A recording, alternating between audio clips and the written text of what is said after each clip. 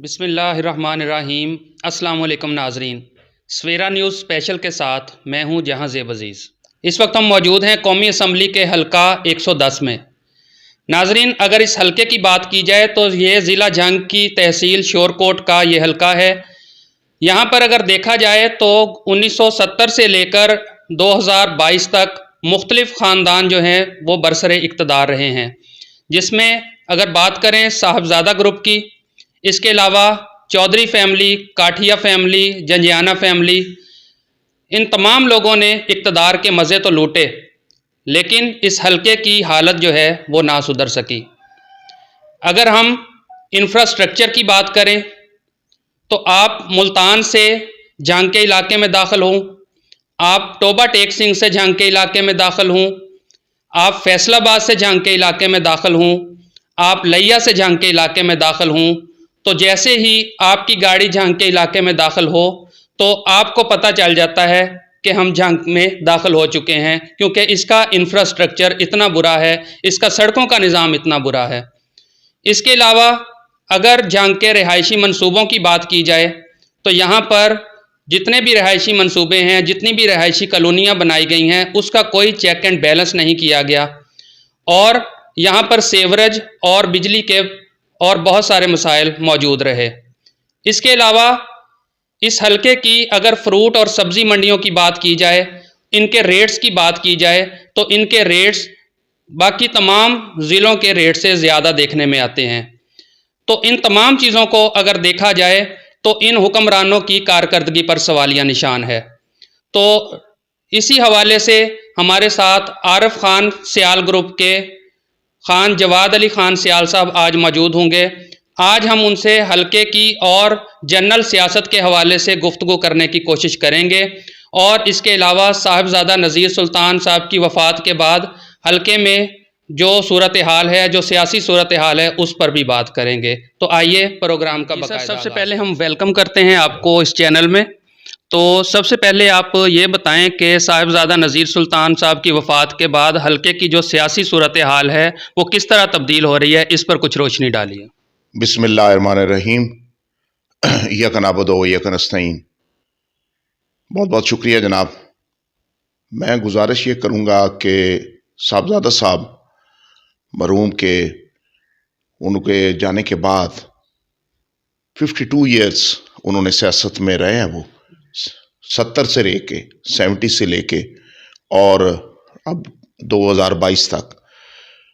मैं गुजारिश ये करूँगा कि जितना टाइम भी उन्होंने गुजारा है वो एक काफ़ी अरसा वो सियासत में रहे हैं और उनके बाद जो हालात वाक़यात है या उनके जिस तरह इक़्तिदार थ्रू आउट उनके पास रहा है और फिर ज़िला की चेयरमैनी भी उनके पास रही, उनके भाई के पास।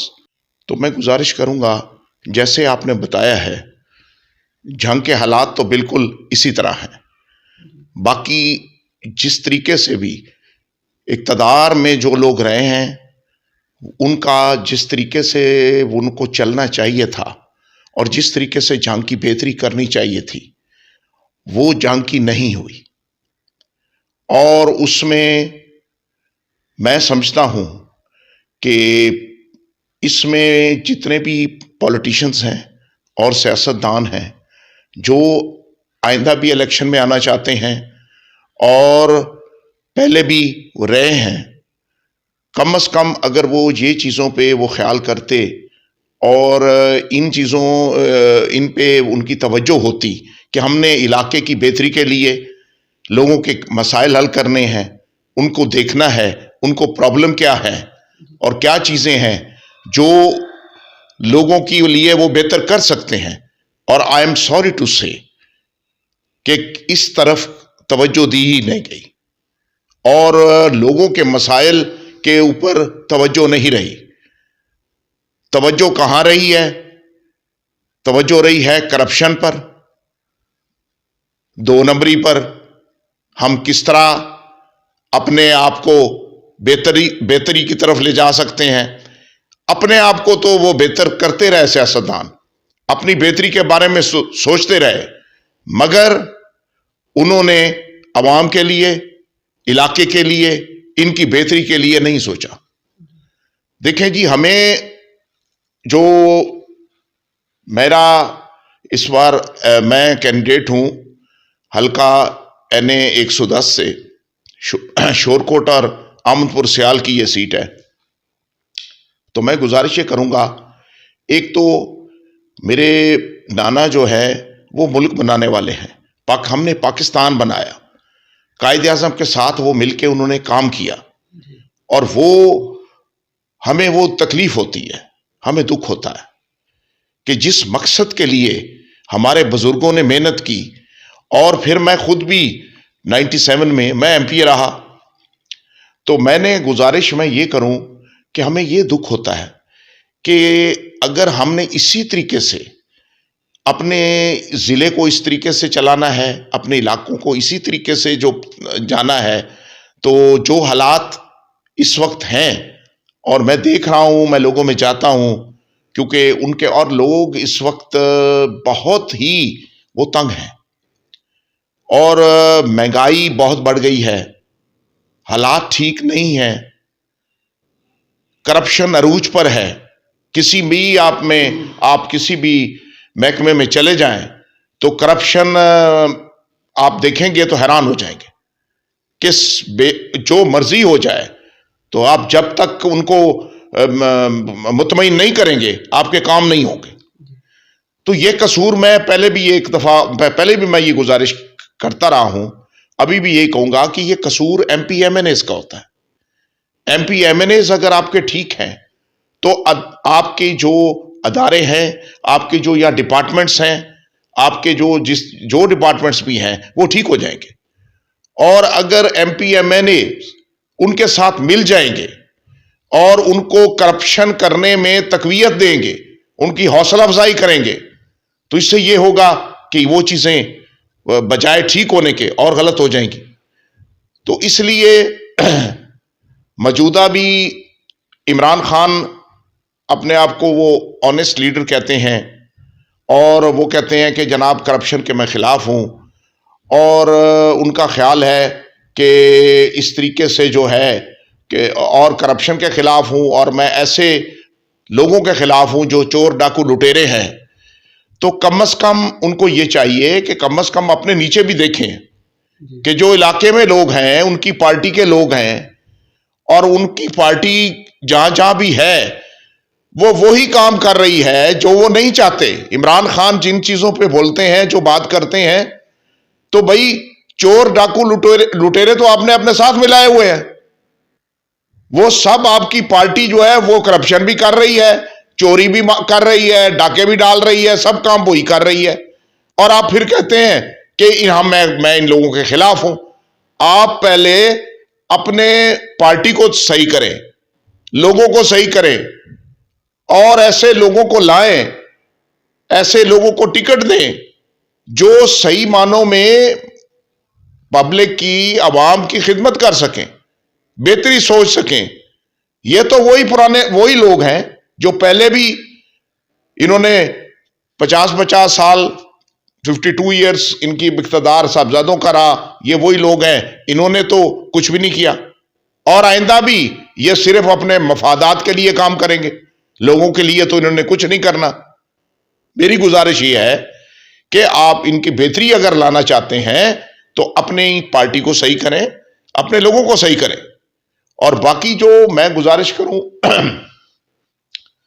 जिले की जो सियासत है, मैं समझता हूं इसमें अब जो मौजूदा हालात बन गए हैं, इसमें मैं समझता हूं कि ये जो अभी इन्होंने ऐलान किया है इमरान खान साहब ने कि मैं 23 को असम्बलियाँ तोड़ने का, तो पंजाब असम्बली और खैबर पख्तूनख्वा असम्बली, तो मेरा ख्याल है उसने अगर ऐलान किया है, तो अगर मैं इस पे PDM के बारे में भी बात करूंगा और इख्तिदार में जो पार्टी बैठी है उनके भी बात करूंगा। भाई आप लोग क्यों डर क्यों रहे हैं? आप लोग इलेक्शन में जाएं। अगर आपने भी लोगों के काम किए हैं, अगर आपने मसाइल लोगों के हल किए हैं, अगर आप लोगों की बेहतरी की है, तो आपको डरना नहीं चाहिए। क्या हो जाएगा अगर आप अव्वल तो जनरल इलेक्शन में जाएं आप, और अगर आप जनरल इलेक्शन में नहीं जाना चाहते और सेंटर की आप अपनी जो आपकी हुकूमत है उससे नहीं हटाना चाहते, तो ठीक है, 2 सूबों में इलेक्शन हो जाए, सबको पता चल जाएगा क्या हालात हैं, क्या वाकयात हैं, कितने कितने पब्लिक और लोग किस तरफ हैं, यह भी पता चल जाएगा।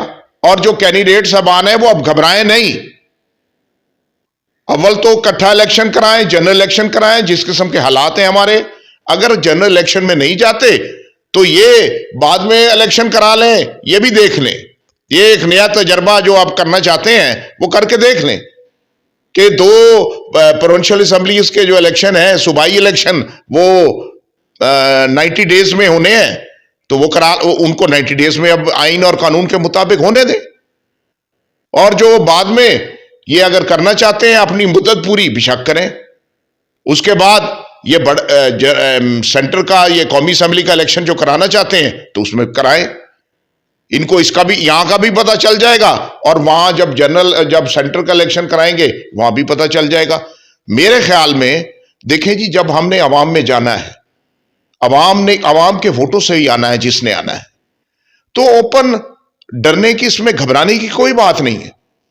बयानबाजी और ये करना, और देखें जी 13 पार्टियां एक तरफ हैं, एक इमरान खान, मैं समझता हूं अगर इमरान खान ने इन्हें चैलेंज किया है तो उसका मुकाबला करना चाहिए और भरपूर तरीके से करना चाहिए, डरना नहीं चाहिए। सियासत में जो डर जाता है वो फारिग हो जाता है।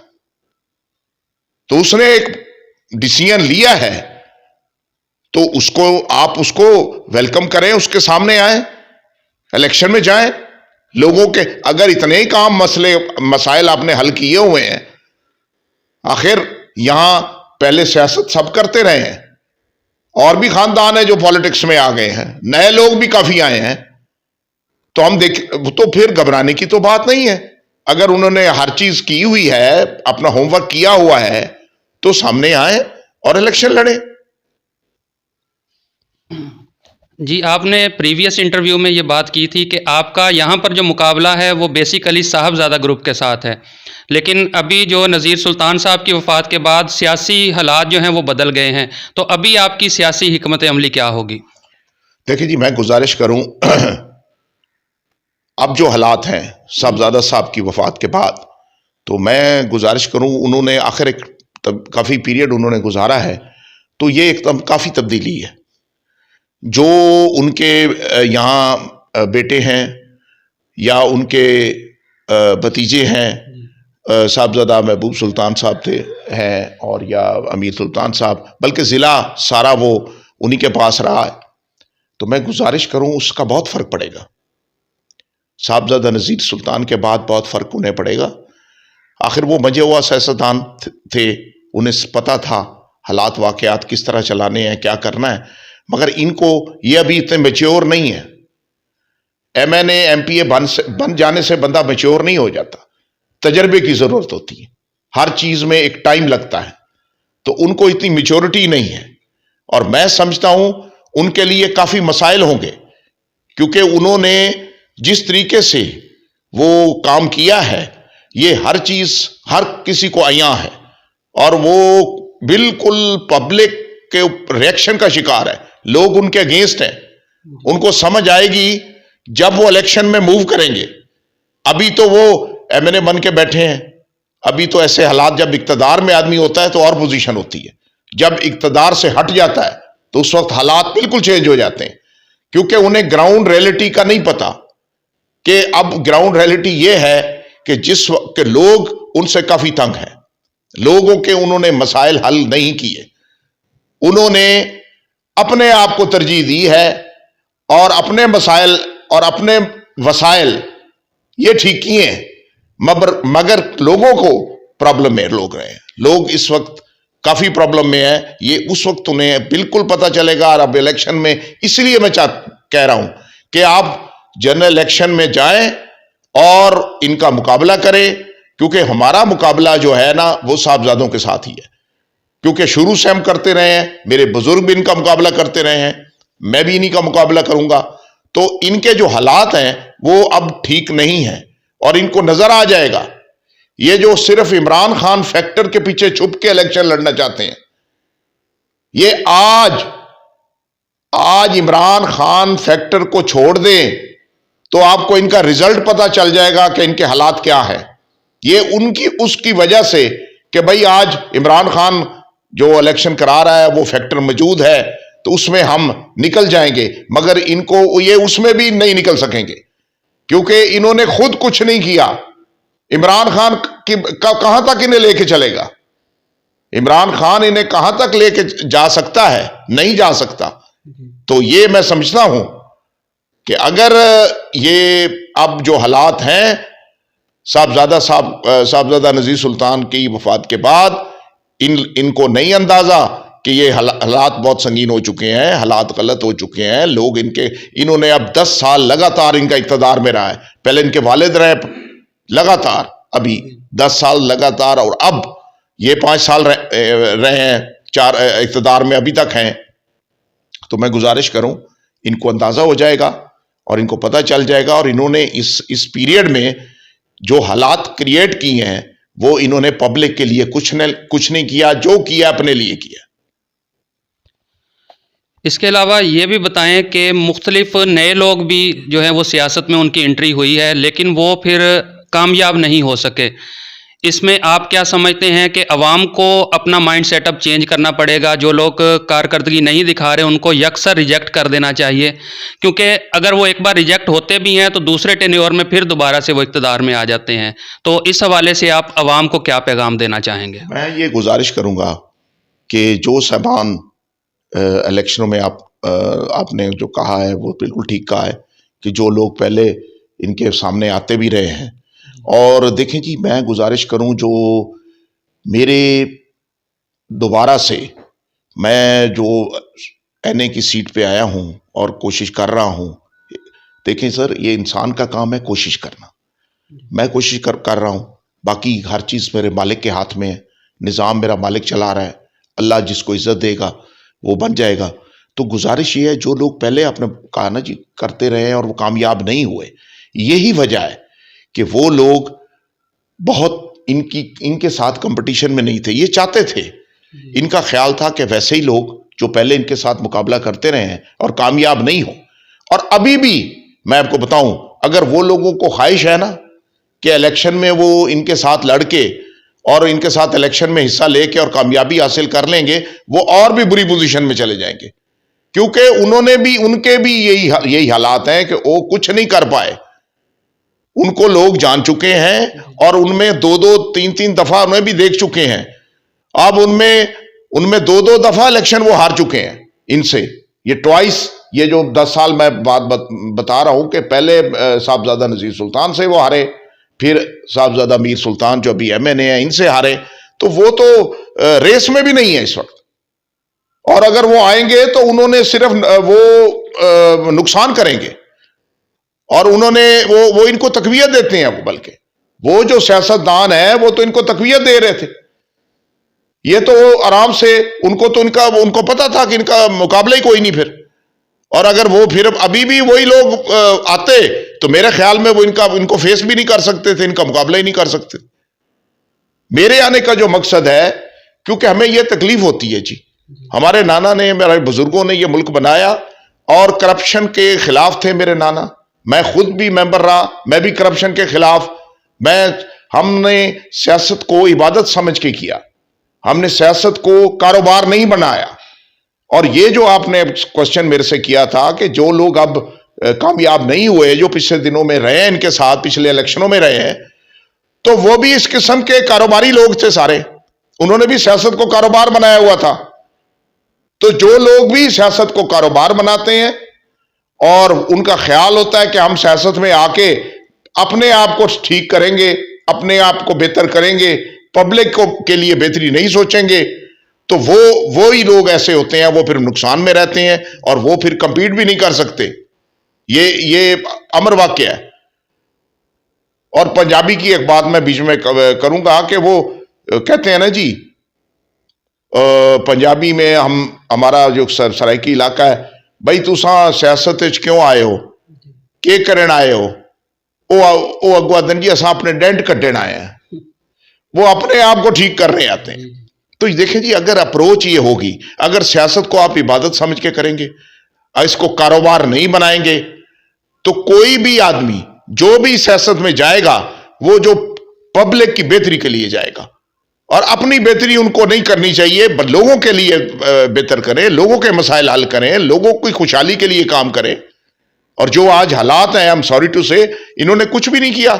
इसलिए यकीन करें कि मैं जो सेंटर पे आया हूं और मेरी कोशिश है कि इंशाल्लाह हम इनको फेस करेंगे, और ये जैसे ही इलेक्शन में जाएंगे और इलेक्शन में हम इक्तदार से हटेंगे, इनको भी अंदाजा हो जाएगा, और हम तो इलाके में हैं, हमें पता है, और मैं इंशाल्लाह ये देख रहा हूं कि हम इनका भरपूर मुकाबला भी करेंगे, और इंशाल्लाह अल्लाह की करम नवाजी से कामयाब भी होंगे। बहुत शुक्रिया सर। बहुत शुक्रिया जनाब। बिल्कुल नाज़रीन, आपने खान जवाद अली खान सियाल की बातें सुनी। अपने सियासी हरीफों की कारकर्दगी पर वो खुलकर बात कर रहे थे कि उन्होंने आज तक अवाम के लिए कुछ भी नहीं किया, और इसके साथ साथ वो अपनी तरजीहात भी बता रहे थे हल्के के हवाले से कि अगर उनको इक़्तिदार नसीब होता है तो वो आवाम के लिए क्या करने वाले हैं, आवाम के दुखों का मतावा वो कैसे करेंगे। इसके साथ साथ उन्होंने पीडीएम जमातों को भी ये मशवरा दिया कि उनको जनरल इलेक्शन में जाते हुए घबराना नहीं चाहिए, क्योंकि कहीं ना कहीं उन्होंने भी आवाम के काम तो किए हैं। अगर उनको अपनी इस कारकर्दगी पर एतमाद है तो वो जनरल इलेक्शन में जाकर आवाम का सामना करें और दोबारा से इलेक्ट होकर आवाम की खिदमत करें। जी।